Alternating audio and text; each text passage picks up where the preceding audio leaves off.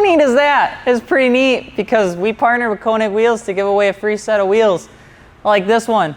Or you can find yourself another one that's probably completely out of frame over here. If you guys are interested in picking up a free set of Koenig wheels, we actually partner with Koenig. Pick up one of these t-shirts, you can get entered in to win a free set of Koenig wheels that includes their freeform lineup, which is probably one of my favorite Ampliform solid 10 out of 10 wheel. And of course, it's a pretty cool shirt. I keep switching, I go to the right, I've never gone to the left, and that's the way it's gonna stay. And we're making a donation to the ASPCA as well. So if you guys are interested in helping us with some puppies, getting a chance to win some wheels, sounds like a win-win scenario. After all, that's the rest of the sales plug. When we jump into the automotive scene, one of the first things everyone says is you need to go buy a manual car. It's something you gotta do. There's no excuses to not have one. It's gotta be a manual. Now, there are some other great reasons that manuals actually exist. They create a more raw experience with your car. They get you more involved. And they can allow you to give your little beans, and it's a little bit easier to give her the old beans if you're in your more entry-level enthusiast car. Who doesn't like dropping a gear and just praying nothing breaks as you give her the geese? Keep using geese,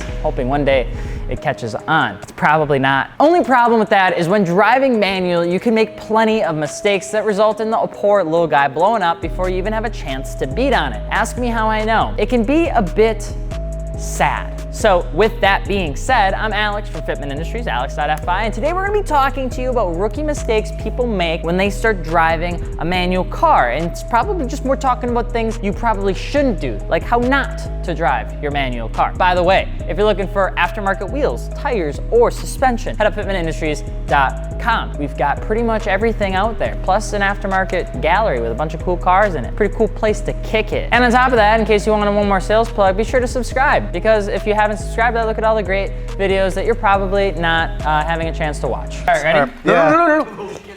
No. Oh no. All right, ready? All right. Stop doing this to myself. Right, 1, 2, cheers. Before you even get into manuals, the first and biggest mistake people make when driving a manual car is just assuming it just automatically turns into a race car. And no, just because it's got the old third pedal doesn't mean you can just bang through gears and send it, because the Corolla came with an option of a 5-speed versus an automatic. For all practical purposes, manual options are actually just a more affordable option for people looking to get into an entry-level vehicle car. Most of those entry-level manuals aren't really meant to be sporty, not really their thing that they were focusing on. That means that this manual needs to be treated nicely and not like a drag car, because lo and behold, probably not gonna last that long. It's probably gonna blow up. Be nice to your manuals if it's in a car that wasn't really meant to be a sporty car, because you're gonna find out that it probably isn't gonna last. And it's especially true if it's your first one. If you don't blow it up though, you'll probably burn it out. Speaking of which, if you're driving a manual, take those dirty little fingers off your knob. I'm serious, sounded sexual. Don't rest your hand on your shift lever, okay? Using the gear level as a hand rest will push the selector fork to get pushed up against the rotating collar. It's a big thing, and it causes some premature wear. You don't want premature wear, right? You don't want it, and I don't want it. That, and you need to let the gear lever and fork selector just kind of have free play and move as necessary. Now, you don't want it looking, you don't want it looking like that. That'd be a problem. If anything is doing this, you don't want that. You don't want it looking like a wet hot dog blowing in the breeze. It'd just be a little weird. A little bit of movement's okay, but you don't want it, you know what I'm saying. Another common mistake when driving a manual car, and I know we've all done it, we've all been there, don't lie to me. You're at that red light, and you want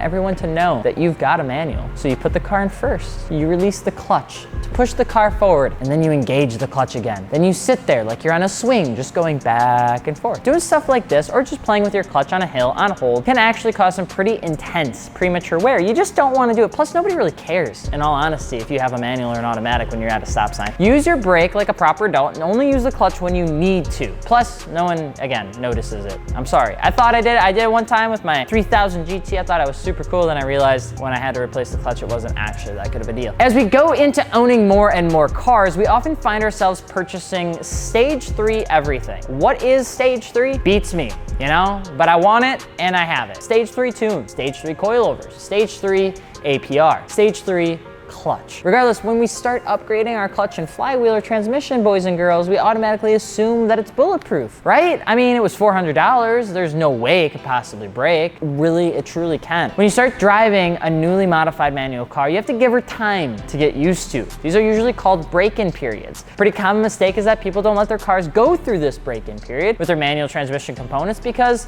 it's hard. It's hard to drive a fast car slow. Some parts may not even have a break-in period. However, a common mileage amount, especially with new parts like this, to be easy on is right around 250 to 500 miles, depending on how extensive of the modifications you did. Plus, you have to remember that you're gonna need to relearn the parts that you might have replaced or upgraded to, regardless of that's your clutch or your flywheel or anything in between. But just, if you're nice to it, give it a little bit of time and then you can get really good at using your clutch, then you can send it. But while you're driving, especially your first time around, you may find yourself sweating. Knees, they may be weak. Your arms, they could be perspirating. Could be sweaty, mom spaghetti. So nervous you is trying to remember to be sure to clutch so that you don't mess it up. So your solution is to release the clutch as fast as possible and re-engage only when absolutely necessary, because you don't want anybody, you don't want to use the clutch, right? You don't want it, don't touch it, pop, pop. Just get her in there, You got the little And so you do that and your car feels like an X-Fighter because it's shaking, it's rocking uncontrollably, it's lurching back and forth, all because we decided to release the clutch just a little bit, wee bit too soon, just a little premature.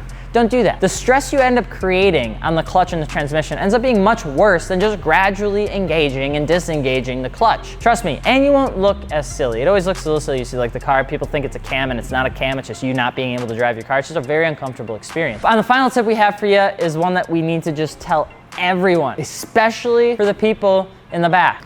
If you just bought your first high horsepower car, maybe a rear-wheel drive Mustang, Camaro, or Corvette, or other super rear happy vehicle, do not just drop the clutch until you know how it behaves, you dumbass.